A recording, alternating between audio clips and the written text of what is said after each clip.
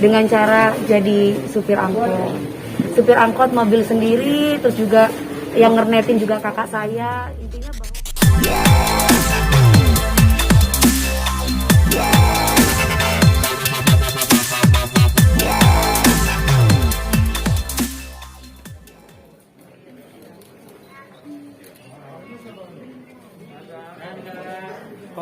Koko nah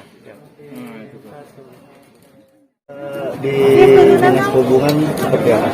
sebelumnya saya izin dulu sama beliau-beliaunya ini, sama Bapak Dada, karena kan nggak mungkin kita melakukan kegiatan tanpa izin ya Mas ya, apalagi kan lagi kondisi COVID sekarang kan, PPKM pula. Jadi saya menyerahkan kepercayaan kepada Bapak Dadang untuk dibagikan kepada yang kami butuhkan, sasarannya yaitu adalah teman-teman saya.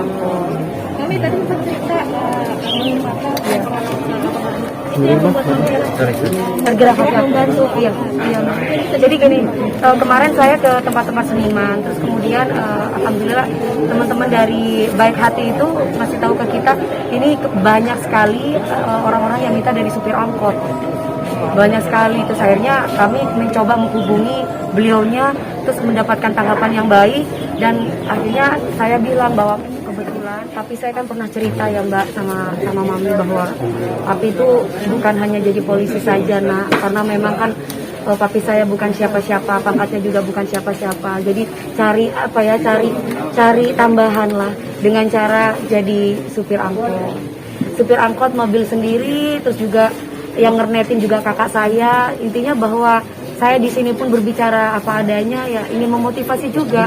Pastinya kan bapak-bapak supir angkot ini punya anak-anak yang ingin anaknya bisa menjadi seseorang yang bermanfaat buat orang tuanya gitu. Jadi jangan pernah merasa minder, jangan pernah merasa gagal. Apalagi lagi pandemi kayak gini kan susah ya Mas, apalagi kalau pas nggak ada penumpang. Saya tahu gimana rasanya itu, karena ketika itu papi saya bilang kalau udah nggak ada penumpang itu cuma duduk-duduk aja, mana dilihat kanan kiri itu, aduh. Jadi sebisa mungkin hati aku tergerak gitu loh Mas, Allah itu sudah ngasih lebih sama aku Mas. Mbak, pekerjaan aku yang nggak pernah ada istirahatnya, malah nolak-nolak terus gitu. Tapi Allah itu selalu kasih. Buat apa lagi uangnya kalau bukan buat mereka-mereka yang membutuhkan. Yang memang kebetulan pasti papi saya di sana senang melihat saya seperti ini. Karena juga bisa memberikan kebahagiaan buat orang lain walaupun tidak banyak. Tapi minimal KDP masih mendapatkan penghasilan lah yang cukup lumayan. makanya itu kan Mas, aku bilang di saat yang lain lagi tiarap, ini saya bahkan sampai nolak-nolak, aduh gitu kan. Makanya untuk apa lagi kan saya bilang setengah untuk keluarga saya, setengah memang saya kasih untuk Baik Hati. Jadi mudah-mudahan bisa benar-benar nyampe di mereka yang membutuhkan, karena memang ini adalah tugas saya. Berarti tandanya Dewi Persik nggak boleh kaya sendiri, harus bisa kaya bersama. Semuanya sudah saya punya, apalagi sih yang dicari. Kebahagiaan itu ada ketika saya bisa ngasih kayak gini Mas, walaupun nggak seberapa Mas. Saya tuh tenang gitu pikiran. Jadi saya kan otomatis cari ketenangan, bukan cari apa-apa gitu loh Mbak.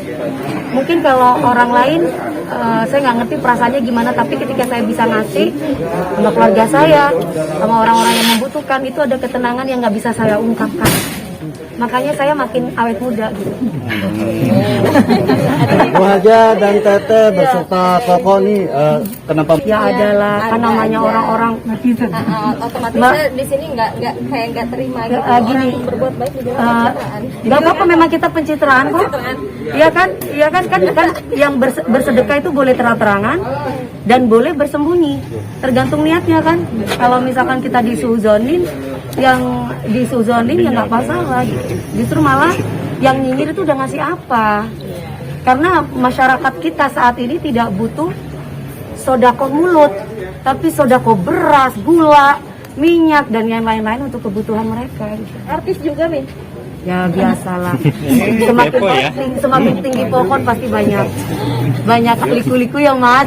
Kan udah biasa Mbak kayak gitu. Ya intinya sambung doa buat saya. Saya itu orangnya gampang cepat emosian Pak. Ya jadi saya itu pingin bisa mengontrol diri saya dengan baik. Karena sedikit saya jadi udah dicolek mengenai orang tua atau yang tidak saya lakukan, terkadang saya tersulut, emosinya gampang ini ya, mudah-mudahan saya jadi orang yang sabar. Susah ya Pak. Iya, ini kan Ke depannya dengan akan 17 mengadakan ini. acara seperti ini lagi nggak sih? Ke depan, Berdekatan dengan 17 Agustus. ya, ke depannya kami sudah mempunyai kegiatan Mas. Yang paling utama adalah setiap 1 minggu kami selalu door to door ke tempat saudara-saudara kita yang membutuhkan.